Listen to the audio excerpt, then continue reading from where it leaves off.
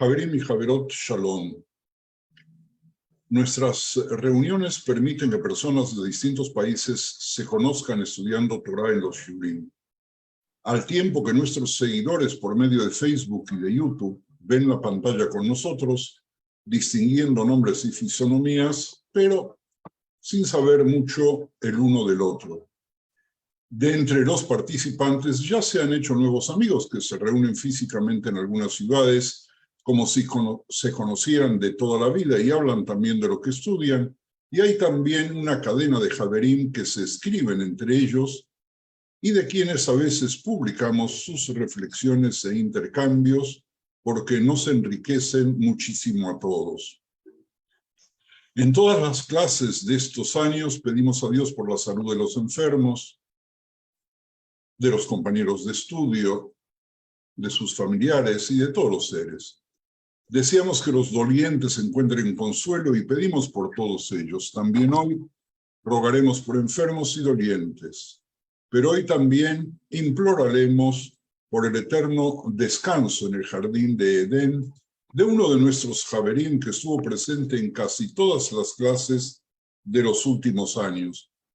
Se trata de don Salomón Lerner, que falleciese la semana pasada, con quien hablábamos muy seguido antes del inicio de cada shiur y que ustedes, algunos por lo menos, pudieron conocer.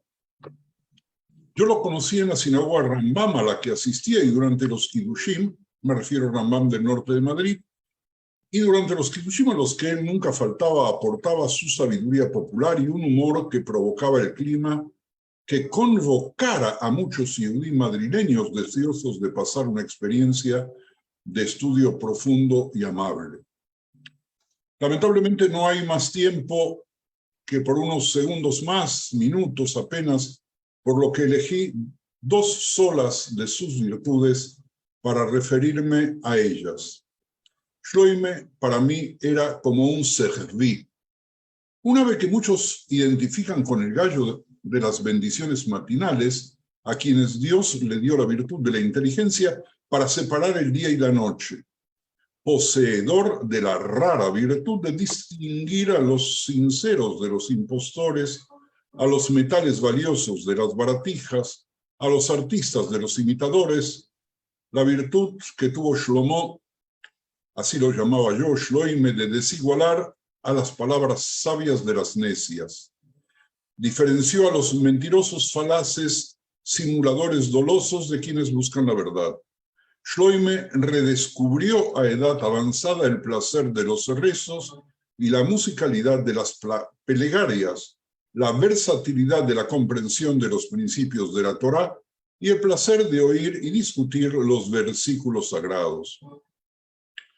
Querido Shloime, nos faltarás, pero el consuelo de los estudiosos de los que formaste parte será que en el Shamaim podrás contar tus historias y hacer tus osadas interpretaciones de la Torá, compartiendo el placer de quienes te escucharon. Tihye nishmatcha tzura bitzora haim. Dedicaremos este shiur a tu bendita memoria, Shloime, cuando el tema que estamos estudiando coincide prácticamente con el fin de tu Shiva y se convierte y se agrega a un elogio póstumo que nos desafía. En tu honor vamos a escuchar una versión de Enke Elokeinu, particularmente el rabino Heluk, gran maestro de la liturgia de Castilla. El texto dice que non como nuestro Dios, non como nuestro Señor, non como nuestro el Rey, non como nuestro Salvador, quién como nuestro Dios, quién como nuestro Señor, quién como nuestro el Rey, quién como nuestro Salvador. Vamos a escucharlo.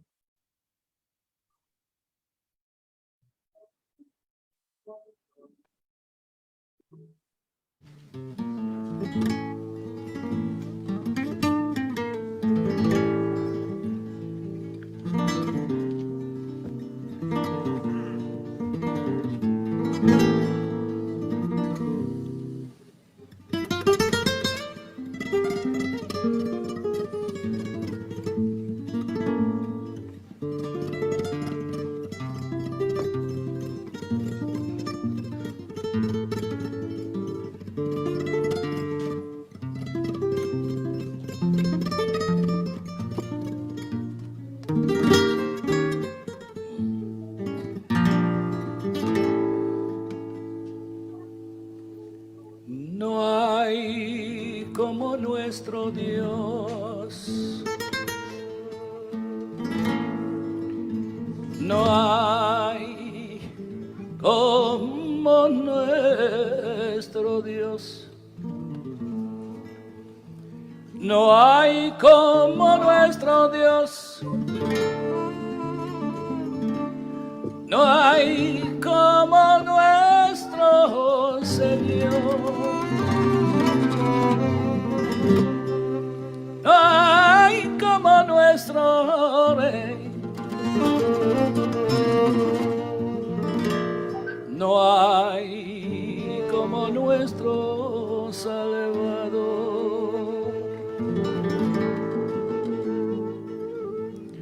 No del Elohenu,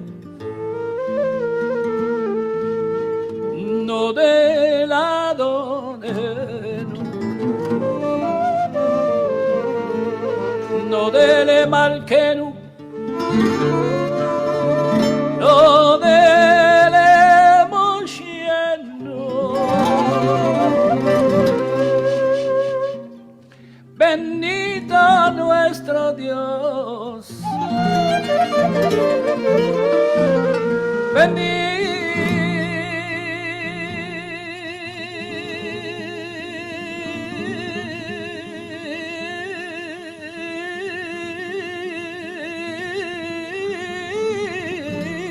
nuestro Dios.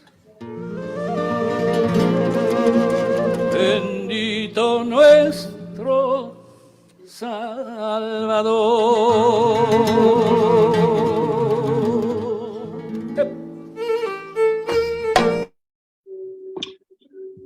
Hasta aquí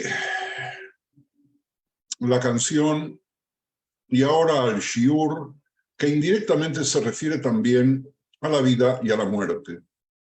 Cada uno de vosotros recibió un resumen de aquellos que están inscritos, ¿verdad? Del diálogo entre Pedro y José Manuel y varios javerim que se sumaron al diálogo por separado, además de las felicitaciones, también aportaron sus ideas.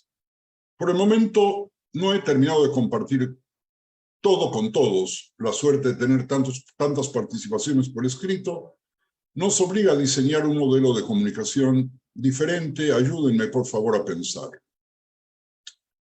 Shalom Javerim. Por favor, tengan a mano, como les pidiese en el escrito, el texto de los itim, de los versículos del capítulo 3, que llegan hasta el 8, que habla del tiempo, para que podamos jugar con el texto, siguiendo por un instante el comentario del rabino Yitzhak Etshalom. Yo les propongo que preparen también lápices de colores para que puedan unir los distintos fragmentos del texto, porque los vamos a recomponer como si fuese un rompecabezas. Así quizás podamos ver de otra manera las dificultades del breve pasaje de la poesía que estamos estudiando. Javerim, Javerot, ¿cuáles son las dificultades del capítulo de los tiempos? De los 7 psukim, versículos al inicio del capítulo, que son esencialmente 2, ¿por qué se eligieron los pares de verbos concretos para su inclusión? ¿Por qué Coelet habla haciendo esas paridades? ¿Cuál es la razón de ser del orden de esas paridades? La segunda cuestión se agrava cuando observamos que dentro de cada pasuk, el orden de lo que generalmente se consideraría el tiempo positivo y se consideraría en paralelo el tiempo negativo, es incoherente. En las dos primeras líneas, la aposición,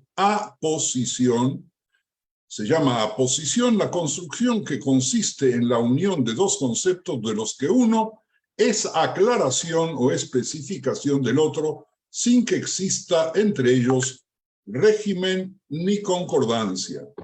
La poesía comienza con lo positivo, por ejemplo, plantar y nacer, y finaliza con lo negativo, desarraigar y morir.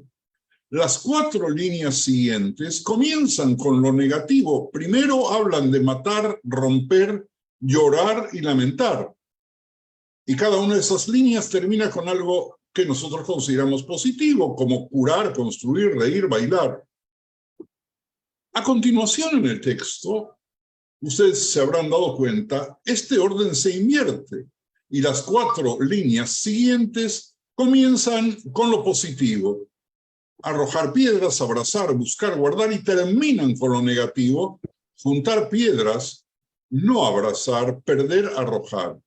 Seguidas de 2 líneas que comienzan nuevamente con lo negativo, desgarrar y callar, y terminan con lo positivo como coser o hablar. Toda la estructura se completa con 2 líneas incoherentes entre sí. La positiva del amor y la negativa del odio, la negativa de la guerra y la positiva de la paz. Si ustedes tomasen en vuestras manos un lápiz, preferentemente de color, y tratasen de establecer coherencias, verían cómo les queda el texto, el papel, un mamarracho completo. Los diversos intentos de descifrar el orden de la poesía se basan en la idea de que el orden elegido por Coelet, sea Shlomo según la Tosefta de Shabbat 18:11, o Hizkiyahu, Ezequías, y su entorno según el Talmud de Babilonia en Baba Batra 15a, se darían cuenta que la idea del orden es deliberado. No obstante, la mayoría de los autores prefieren identificar la estructura caótica como si fuese el propio mensaje.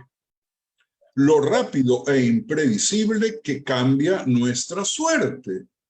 Ribono shel olam. Nuestra suerte cambia con una velocidad impredecible. O aquellos intérpretes se resignan al hecho de que la estructura usada por Coelet es esquiva.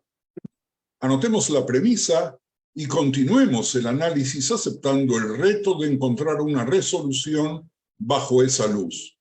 Porque la estructura caótica de la vida, cada una la puede ver como el propio mensaje para responder angustias y preguntas que tantas veces le hacemos a Dios en momentos de sufrimiento y también, aunque mucho menos, en momentos de esperanza. Casi como una respuesta entre los muchos aforismos expresados por Coelet, uno resume gran parte de la sabiduría del libro así. Yéndonos al capítulo 7, pasuk 8. Mejor es el fin del negocio que su principio. Mejor es el sufrido de espíritu que el altivo de espíritu. Si entendemos esta última noción, no como retrospectiva, cuando intentamos apreciar el valor de algo a la finalización, a la conclusión, sino como constructiva dentro mismo del pasaje y dentro mismo de nuestras vidas, quizás encontraremos las claves para descifrar el misterio de los 28 tiempos de la poesía. Empecemos entonces, como recomienda Coelet, por el final. El pasuk final, tiempo de amar, me refiero al 8 del capítulo 3, y tiempo de aborrecer, tiempo de guerra y tiempo de paz, presenta 4 circunstancias que existen durante la vida de un individuo.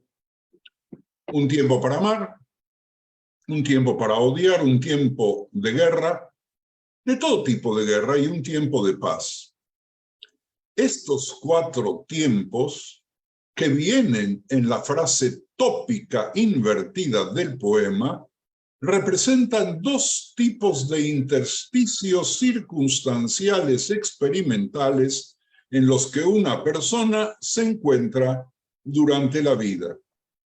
Para que me entiendan un poco mejor, ¿qué es una frase tópica? La frase tópica es aquella que habla de la idea principal que compone al párrafo de una tesis y que puede estar ubicada de cualquier manera en cualquier lugar, aunque generalmente suele ser usada al comienzo de los párrafos.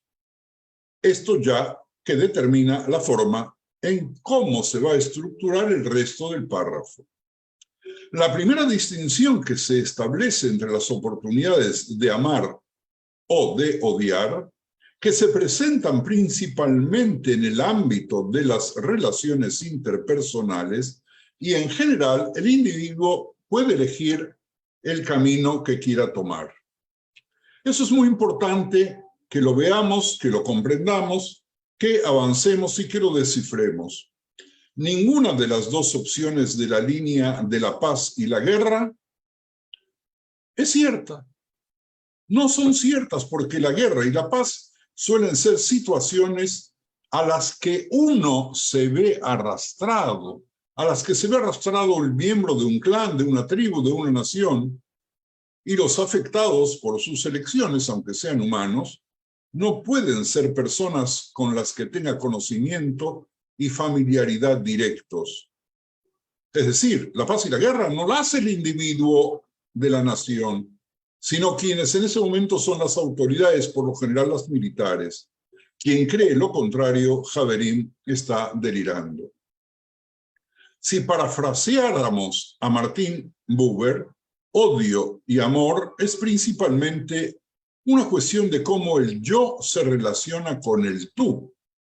Guerra, paz, determinará normalmente cómo el yo interactuará con el ello. Estos dos versículos del título se presentan en orden invertido para permitir inmediatamente después, Javerín y Javerot, las múltiples inversiones a lo largo del poema, porque si no hubieran estado invertidos, entonces todo el poema debía haber sido escrito en una forma mucho más coherente. Coherente desde el punto de vista literario. Además, esta inversión en sí misma nos muestra cómo no todas las opciones y coyunturas críticas de la vida son de un solo paño. Algunas opciones, algunas coyunturas permiten una libertad mayor, un libre albedrío mayor, y otras impactan en una mayor población con mayor severidad. Javerín Javerot, una vez presentadas estas cuatro opciones, el resto de la poesía es una explicación de las implicaciones de cada una de estas bifurcaciones del camino. Dado que todo el poema se basa en la naturaleza invertida de la vida, ¿por qué naturaleza invertida de la vida? Porque su valor solo se va a reconocer cuando la vida se acaba. No debería, por lo tanto, sorprendernos que la estructura del poema sea un quiasmo. Quiasmo es una palabra que vamos a repetir, por lo tanto, vamos a explicarla con mayor claridad. El quiasmo es una figura retórica basada en la repetición. Se trata de un paralelismo cruzado, es decir, de la repetición de una estructura sintáctica. ¿Y qué es una estructura sintáctica? Las funciones sintácticas más simples son las de sujeto y de predicado. El sujeto es el tema, asunto, soporte. ¿De qué se va a hablar? El predicado es lo que se dice, predica, de ahí viene el nombre, comenta o aporta acerca de ese sujeto, con la particularidad de que en ese caso del quiasmo, los elementos que se repiten aparecen primero en un orden. Por ejemplo, A, B, y luego en el orden contrario, por ejemplo, BA. Un quiasmo de varios niveles. De los 12 psukim restantes, los 6 de los 12 versos, más que psukim, los 6 primeros descienden del pasuk inferior y los 6 siguientes son los vástagos del último pasuk. Si tienen frente a ustedes el texto escrito como poesía, tal cual como ya hemos visto poesía en la Torá, y que los sofrim los escriben intencionalmente para que podamos jugar a este juego, vamos a darnos cuenta que de pronto los 6 primeros conceptos descienden del pasuk inferior y los 6 siguientes son los vástagos del último pasuk. Para que ser más claro, empecemos por la línea inferior. Un tiempo de guerra, un tiempo de paz. Un tiempo de guerra, Javerín y Javerot, nos lleva a la segunda mitad de las líneas 1 y 2. Un tiempo de muerte, un tiempo de desarraigo. La realidad más básica de la guerra es que los soldados mueren. Aunque hay muchos motivos, también los civiles, ¿verdad? Aunque hay muchos motivos para recomendar una interpretación alegórica del desarraigo, tanto la restricción de la Torá contra el desarraigo de los árboles frutales durante la guerra, tal cual como aparece en Devarim 20:19, que dice, cuando sities una ciudad por muchos días peleando contra ella para tomarla, no destruirás sus árboles metiendo el hacha contra ellos, no los talarás, pues de ellos puedes comer. ¿Porque es acaso el hombre del campo un hombre para que le ponga sitio? Esta parte del pasuk se puede traducir de muchas maneras, como las derivaciones consiguientes militan a favor de una lectura sencilla. Además de la terrible pérdida de vidas en la guerra, también se produce durante la guerra el desarraigo de lo que se ha plantado, la flora de lo construido, los edificios, lo que se ha montado, el orden social, etc. Todas estas formas son un tipo de muerte. Frente a estas dos consecuencias de la guerra están los frutos del tiempo de paz, que también aparecen en el canto, un tiempo de nacimiento.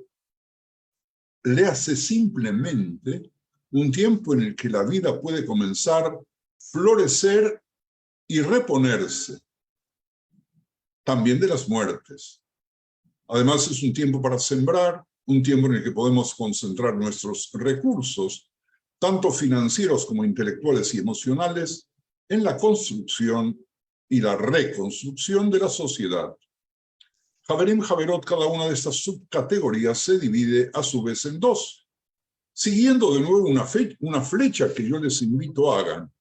Un tiempo para morir, que es la primera consecuencia de la guerra, se traduce en un tiempo para llorar, que está ubicada en otra línea, y en un tiempo para lamentarse, que está ubicado en otra línea. Estas dos respuestas a la muerte en Coelet, en esta poesía, no son sinónimos. El luto, de la palabra sfot, que en hebreo rabínico significa decir elogios mortuorios, que son un grito comunitario de angustia por la pérdida de un semejante. El llanto es ese duelo interno y personal que encierra el potencial de una profundidad mucho mayor, así como la permanencia del sentimiento. Es decir, tenemos dos niveles. Tenemos el nivel del elogio mortuorio público comunitario, que a veces va junto con el sufrimiento individual y a veces no. Lo contrario es cierto tras la frase inicial de la segunda mitad de las líneas que dicen: un tiempo para nacer es a la vez un tiempo para reír. Reír es un regocijo personal e interno y un tiempo para bailar. La reacción familiar, grupal y también comunitaria a la buena noticia de una nueva vida. De nuevo, el baile puede ser más bullicioso e inspirador, pero la risa personal e interna conlleva las posibilidades de una vida de felicidad. Y esta es una sutileza que surge del texto bíblico. Surge como mandato, surge como descripción, surge de una manera de colocar cada una de las palabras en una licuadora y ver qué es lo que sale, o de naipes que le cambiamos de orden y luego repartimos y quedan en otro lugar. A unos se les tocan cartas mejores que a otros. La línea 2, que también proviene de un tiempo de guerra, un tiempo de paz, funciona de la misma manera. El desarraigo se traduce tanto en la matanza como en la ruptura. Cada uno de estos conceptos aparece en un renglón separado. El desarraigo de la guerra se manifiesta de varias maneras. Hay un verdadero desarraigo de vidas y hay una ruptura de todo lo que se ha construido, como vimos hace unos instantes. La siembra simétricamente se siente tanto en la curación como en la construcción. Es decir, que podemos combinar con las flechas conceptos quitándolas de su aparente contexto y yendo y leyendo de manera tal que estamos reescribiendo la poesía de Coelho. Ustedes notarán que hemos completado esencialmente el análisis de las líneas 1-6 y de la línea 14. Hemos observado que la última nos ofrece las alternativas más duras, la guerra y la paz. Yo las he enumerado, pero por no haberles enviado el texto de esta manera, síganme únicamente con los conceptos. Cada camino tiene sus consecuencias, principalmente la muerte y la destrucción asociadas a la guerra frente a la vida y la construcción asociada a la paz. La muerte es recibida con los espedim, los eulogios externos, y por separado con el llanto interno, mientras que la nueva vida es recibida con una celebración pública y con una alegría personal. El desarraigo de la guerra habla más del soldado individual que tanto matará a los soldados enemigos como derribará lo que el enemigo ha construido. Por su lado, la paz ofrece la posibilidad de actuar de forma productiva, tanto en la curación de lo que ha sido dañado, incluso de las heridas, como en la construcción de lo que aún ni siquiera ha sido soñado. Subamos una línea, un tiempo para matar, un tiempo para odiar. De nuevo observamos que son los resultados directos y secundarios de estas elecciones, y aquí las elecciones son nuestras. En una línea trabajando en otra inversión, pasamos a otra. Un tiempo para hablar y un tiempo para reparar. El amor, Javerim y Javerot, se expresa tanto al tender la mano, que a su vez tiene dos subconjuntos, como al cuidar de lo que ya se ha confiado. Su número opuesto, el tiempo de odiar, se va desplazando simétricamente al tiempo de callar y al tiempo de desgarrar. Si el amor es tender la mano, entonces su número opuesto implica una retirada. Ahora, si el amor significa cuidar de lo que se ha confiado, entonces el odio obligatoriamente se va a expresar en la destrucción de ese objeto cuidado y confiado. De nuevo, cada uno de estos vástagos se subdivide, esta vez retrocediendo en el poema, leyéndolo de atrás para adelante. El tiempo de hablar se resuelve en un tiempo de arrojar piedras, lejano en el espacio, ¿verdad? Y un tiempo de abrazar. Está el discurso amoroso de un maestro a sus alumnos cuando le arroja las piedras de su sabiduría a lo largo y ancho. Y está el discurso amoroso de los amigos queridos que se miran en los ojos o que se abrazan o se dan la mano. El odio, Javerim y Javerot, se expresa de forma reflejada. La negativa a compartir ideas, a impartir información, es un tipo de silencio de odio, porque si yo sé y no comparto la idea, no puedo decir que estoy queriendo a quien tengo enfrente. Javerim Javerot, el distanciamiento deliberado de un compañero que necesita apoyo y abrazo, es distinto, aunque ambos están cortados por el mismo patrón de enemistad. Fíjense ustedes qué dinámica terrible que tienen estas palabras. Las otras implicaciones del amor-odio son la reparación y el desgarro. La reparación que ya vimos apunta hacia atrás y a través. Apunta hacia atrás de un tiempo para buscar. Y apunta para adelante en un tiempo para mantener. Hay una reparación que solo puede llevarse a cabo buscando el problema, investigando la situación, porque si no, no podemos ayudar. Sea que estamos hablando del bienestar de un compañero, de un vecino herido, sin la búsqueda de lo que le pasa al otro no se puede resolver nada. No hay diagnóstico. Por otro lado, hay situaciones en las que el consejo más sabio es mantener el statu quo, quedarse quietito sin hacer nada. Que a veces parece algo malo, pero que muchas veces puede ser lo mejor. Tanto la reparación puede ser a veces proactiva y a veces conservadora o casi pasiva. Así lo mismo puede decirse del desgarro.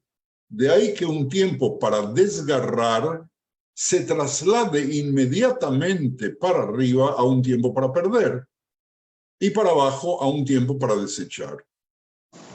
Con algunas cosas y algunas relaciones basta con dejarlas morir por sí mismas, negándose a insuflarles vida.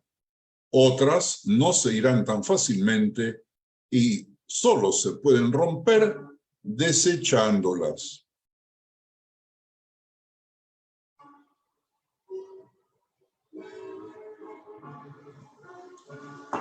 Quizás ahora podremos dar una explicación a esta extraña presentación de los 28 itim de Coelet.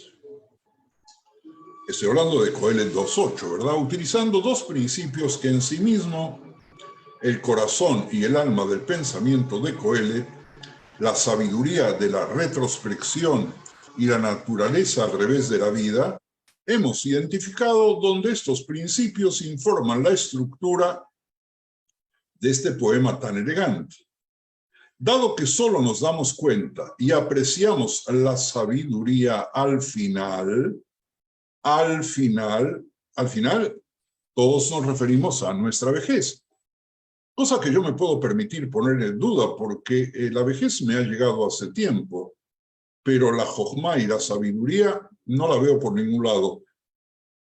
¿Eso indica acaso que soy joven o que realmente soy una excepción a la regla o que soy un viejo necio?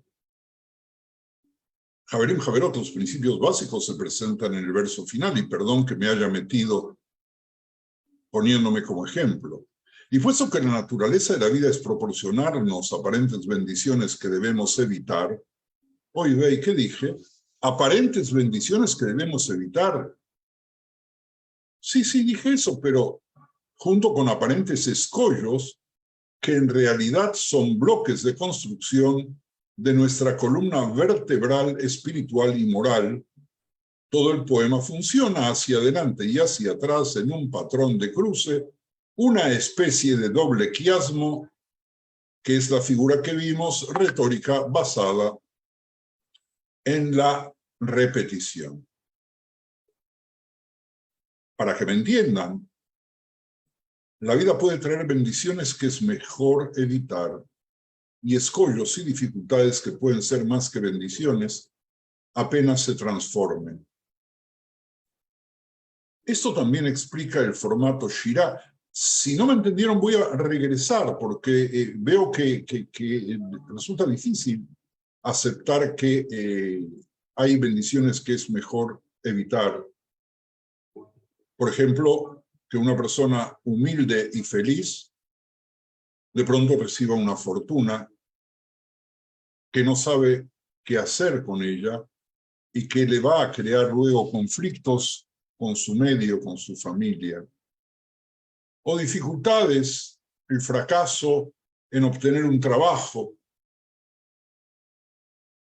y pocos días después, semanas o meses, conseguir un trabajo muchísimo mejor después de haber lamentado la mala suerte de haber perdido el primero.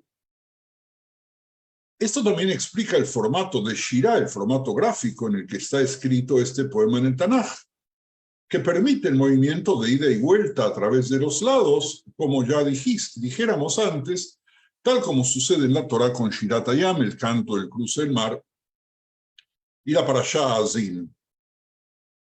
Así hemos practicado la lectura cruzada de las frases que les dieron otro significado extraordinario al texto que se aplica para la vida de una nueva manera. Antes de regresar a la lectura normalita, creo que es tiempo que ustedes puedan comentar y preguntar sobre lo que hemos visto hasta ahora. Javerim, Javerot, por favor. Acá, Javerim, si alguien quiere tomar la palabra. Sí, Marisa. Sí, Rab, dos cuestiones. Una, yo había pensado que los versos de Coelet, hasta el número que yo tengo aquí como 8, que es amar y odiar, son acciones físicas, mientras que en el 8, amar y odiar son sentimientos, y la guerra y la paz son vivencias. Entonces, para mí yo había visto esa separación entre acciones físicas y otras cosas. A eso voy con cómo escribió Coelet estos versos. Vamos a ver, yo humildemente he escrito alguna cosa y tengo un moré que también escribe y me explicó y yo siento lo mismo, que la inspiración es algo que brota y brota según lo que uno lleva dentro, que va aflorando si sabes tener la relajación necesaria para recibirlo. Yo no sé si estos versos están premeditados, el orden o no, pero yo le hablo humildemente de lo que yo sé que es la inspiración. Hemos planteado esto, Marisa, al inicio de esta reunión de hoy con un signo de pregunta. Incluso si descubrimos que toda la lectura nos provoca un caos mental. ¿Acaso el caos es necesariamente malo o el caos con el cual Dios creó el universo es esencialmente bueno? Pero no es tiempo para preguntarnos sobre Bereishit ni sobre el caos, sino tratar de seguir dilucidando esta poesía tan compleja. Así que Javerim y Javerot, si hay otros que quieran compartir, como lo hizo Marisa, bienvenidos seáis. Bacallá. Están todos muy pensativos, Raf.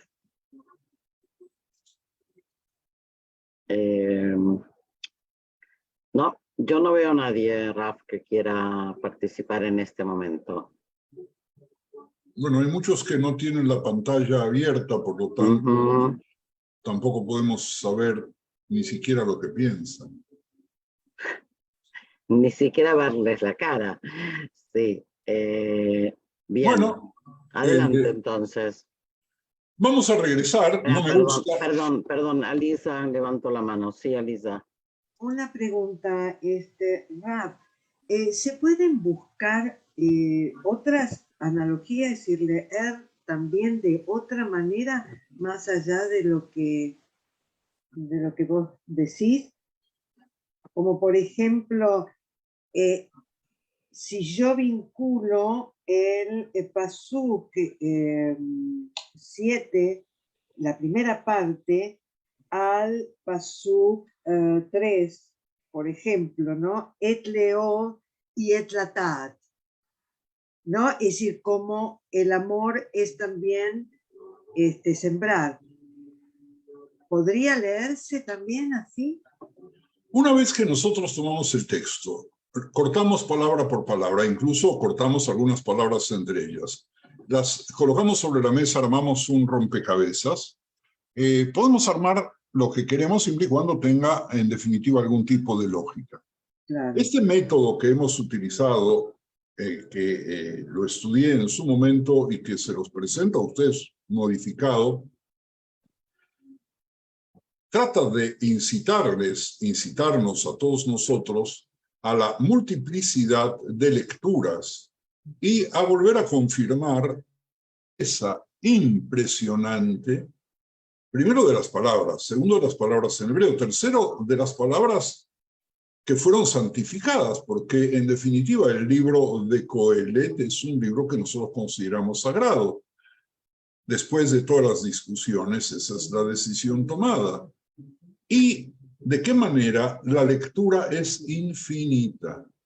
Podemos leer de arriba para abajo, de abajo para arriba, un renglón sí, un renglón no, la mitad de un renglón se continúa con la parte final de un renglón 4 ves 4 renglones más abajo, perdonen la redundancia, y cómo los conceptos que tienen que ver con un primer concepto sirven para ilustrar otros conceptos. Pero para mí también, Alisa, es importante porque he tratado de dar algo constructivo que trata de contestar una pregunta que siempre nos hacemos. ¿Por qué a esta persona le fue tan mal?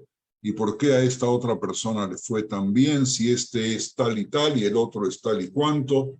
Y bueno, recién acabo de decir una barbaridad, que las brajot pueden causar daño. La lluvia es una brajá. Simán brajá, llueve. Y yo he visto apenas anteayer inundaciones en México, terribles, terribles, terribles en el norte de México, zona que alguna vez anduve por ahí.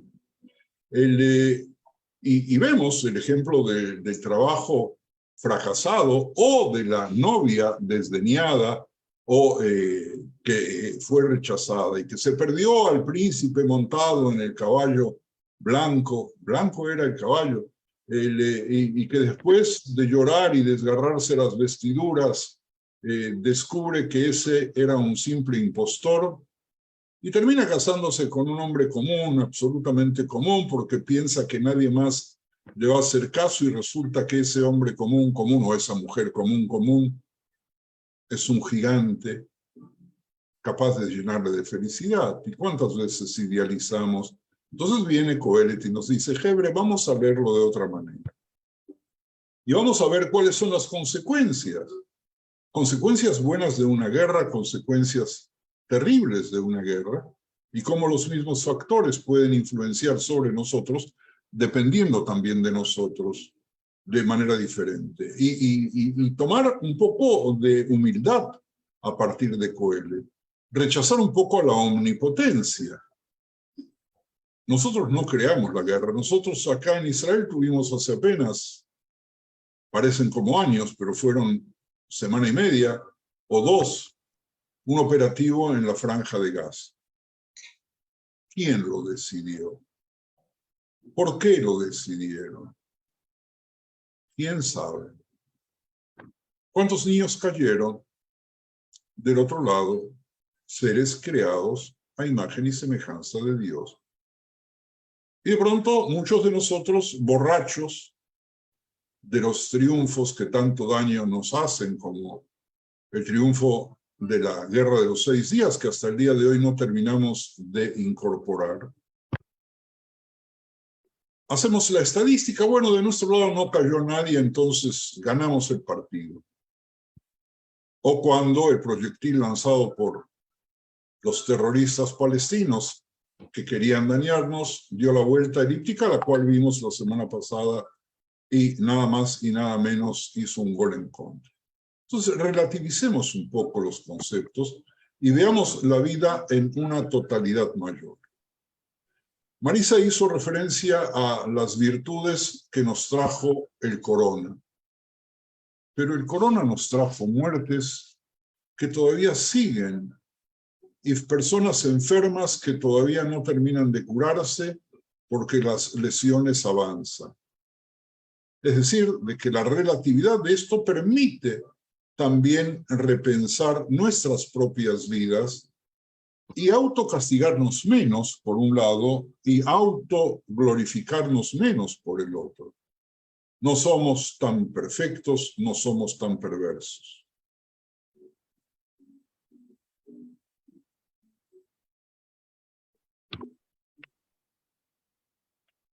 ¿Seguimos o alguien más quiere? Seguimos, Raf. Ok. Habíamos leído tiempo para nacer y tiempo para morir, tiempo para plantar y tiempo para arrancar lo plantado. Ex la ley de Betlamut, et la tad, bet la cornatua, dijo Coelet. Ahora, se lee rápido, pero en la vida nada ocurre repentinamente o casi nada. Si bien el nacimiento y el fallecimiento parecen ser ambos eventos que ocurren en fracciones de segundo, en realidad ninguno de estos momentos es instantáneo, sino que lleva tiempo para que se desarrollen. Esto resulta más que obvio en el caso del nacimiento. Todos sabemos que el instante del nacimiento está precedido por largos meses de preparación que son parte de Et Laledet. El tiempo de nacer no es el momento del parto, ni del corte del cordón umbilical, ni de la nalgadita para que el recién nacido respire y para eso tenga que llorar.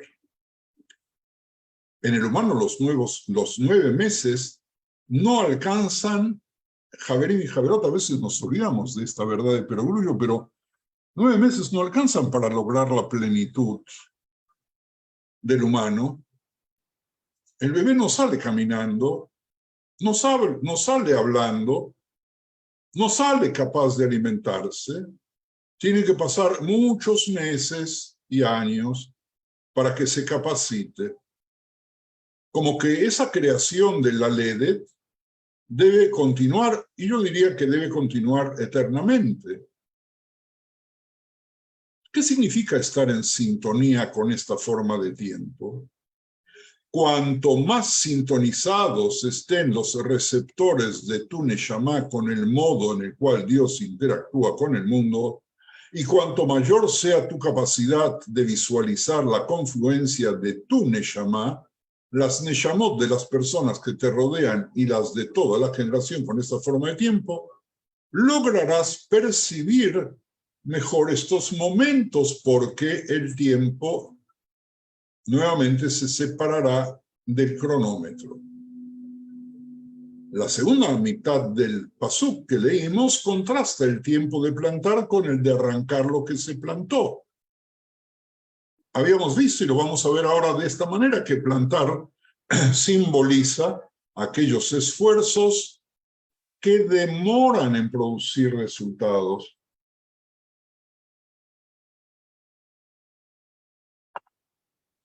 Nosotros no ponemos la semilla inmediata, cualquier tipo de semilla, inmediatamente sale la planta, y en el momento en que nace la planta están los frutos. El esfuerzo invertido ahora redundará en beneficios únicamente. Paciencia, por favor, porque el esfuerzo redundará en beneficios en algún momento del futuro, a veces muchos años después. Por lo tanto, existe una buena chance de que a la postre el esfuerzo resulte vano. Imaginemos plantar un árbol o construir una casa, pero mudándonos antes de que el primer fruto aparezca o la casa quede terminada y vayamos a vivir en un lugar lleno de polvo, de ladrillos y de ruido. Por otra parte, puedes desarrollar un relacionamiento que no parece implicar ningún beneficio inmediato, pero termina redundando un gran impacto años después. Plantar es una actividad en la cual el beneficio resulta incierto. Entonces, ¿cuál es la fórmula? Ser paciente. La fórmula es invertir en el futuro incierto, a riesgo de perder, porque si no invertimos, si no plantamos, porque no tenemos paciencia o tenemos miedo, nada va a salir. Otras veces debe ser la necesidad de cortar algo que genera beneficios en aras de un bien común o de un bien mayor.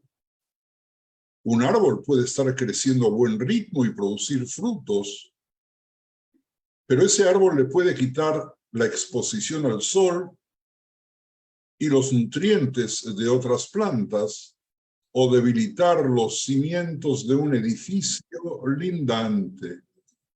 Entonces, ¿qué tenemos que hacer? Tenemos que lastimar a ese árbol y ese sacrificio requiere de un salto de fe, de un gran coraje,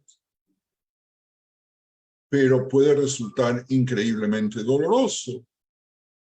cosa que sucede cuando nosotros, los humanos, en circunstancias determinadas, nos debemos someter a cirugías radicales para quitarnos algo que nos está haciendo daño o que nos amenaza para un daño peor.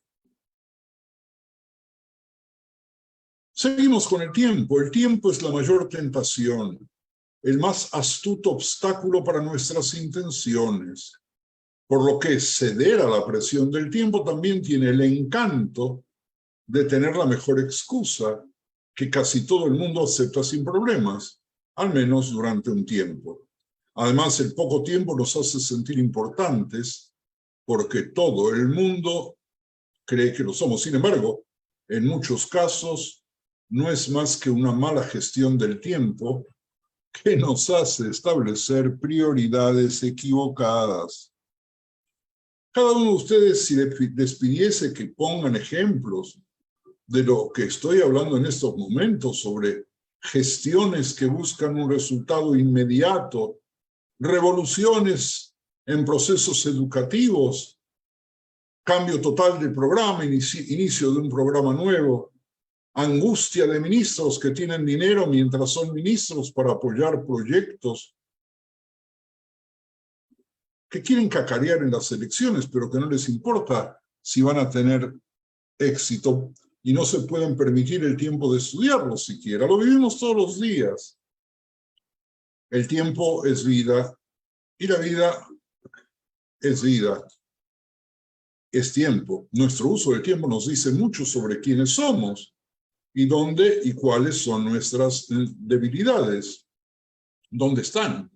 Porque nuestro uso del tiempo también puede ser una inteligente gestión de prevención de las cosas que queremos evitar, de las cosas que no disfrutamos, de las que nos gusta dejar a otros porque no son tan importantes para nosotros, o en el peor de los casos, ni siquiera nos importan.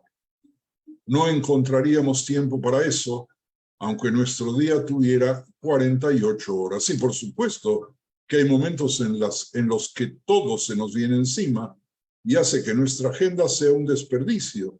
Pero es precisamente cuando es importante encontrar el tiempo para Dios para no perdernos.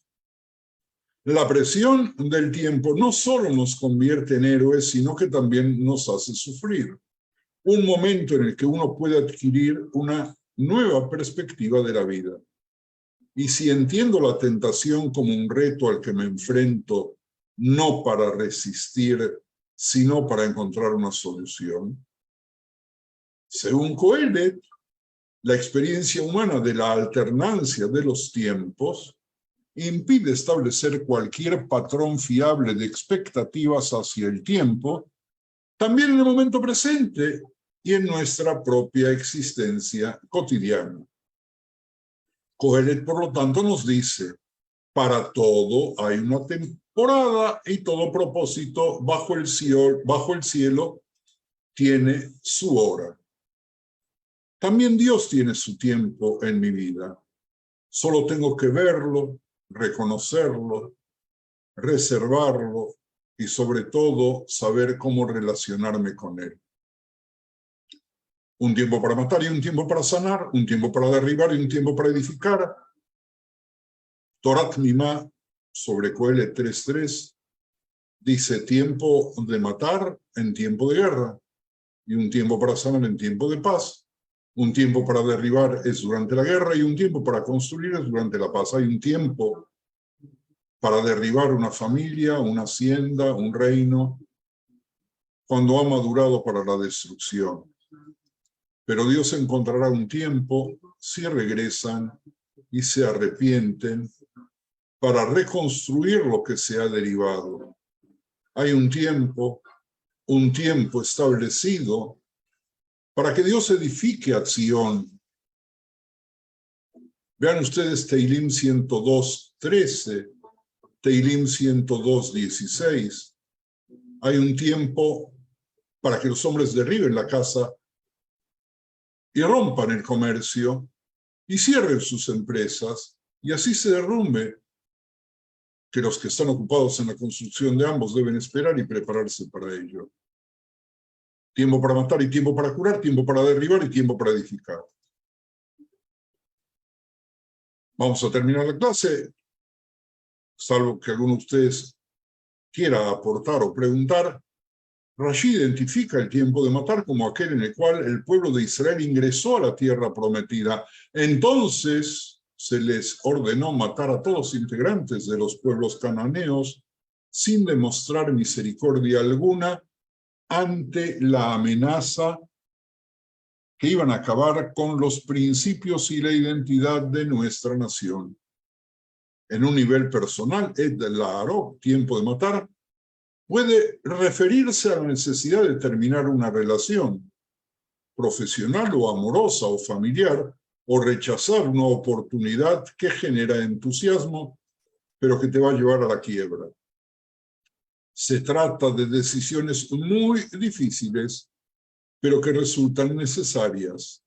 Et lirpo, tiempo de curar, implica sus propias dificultades, porque el proceso de cura a veces resulta prolongado, costoso, y nadie puede garantizar su resultado final. Pero igualmente, debemos nosotros, sin ninguna duda, someternos a esa espera y a ese sacrificio, a esa posibilidad de hacer las cosas de otra manera. Viene Coelet y nos dice. Javerim, por favor, díganme.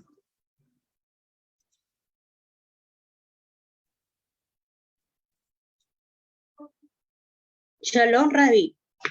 Shalom. En caso, por ejemplo, uno cuando el tiempo se pasó y ya no es posible regresar, pero sí es otra alternativa de vida que podemos hacer, ¿no? En caso, la persona que el tiempo que se le pasó de tener hijos, por ejemplo, ¿no? Entonces ya no es posible eso. Entonces, ¿qué explicación le podría hacer eso, Rabbi? Fíjate, Anita, que tú acabas de presentar el ejemplo de pasó el tiempo biológico de tener hijos, y en nuestro tiempo, en nuestra época, hay respuestas de la medicina también para permitir, independientemente de la adopción, obviamente, que el tiempo biológico se prolongue de muchas maneras, al grado tal de que muchas personas lo prolongan artificialmente, congelando los óvulos y congelando la posibilidad de la reproducción, porque no quieren sacrificar sus carreras profesionales o académicas. El tiempo no es chicle, suele decir una amiga mía que yo quiero mucho y que acaba de sonreírse, pero nosotros, si lo aprovechamos bien, le podemos dar otras dimensiones.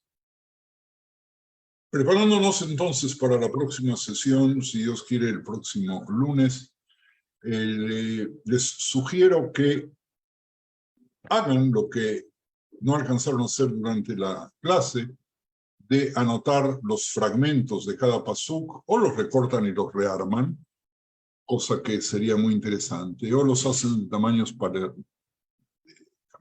de una carta, de un naipe, para poder cambiarlos, o hacen lo que les dije al principio, toman un lápiz, o toman varios lápices de colores y van uniendo renglón con renglón, primer lado, segundo lado, tercer lado, a ver cómo va. Y entonces van a poder redescubrir nuevas formas de poder leer Coelet. Coelet no se nos acaba cuando todavía ni siquiera comenzamos. Javerim, muchísimas gracias por vuestra participación. Tengan ustedes una buena semana y sigan estudiando y sigamos pensando y creciendo a través del estudio.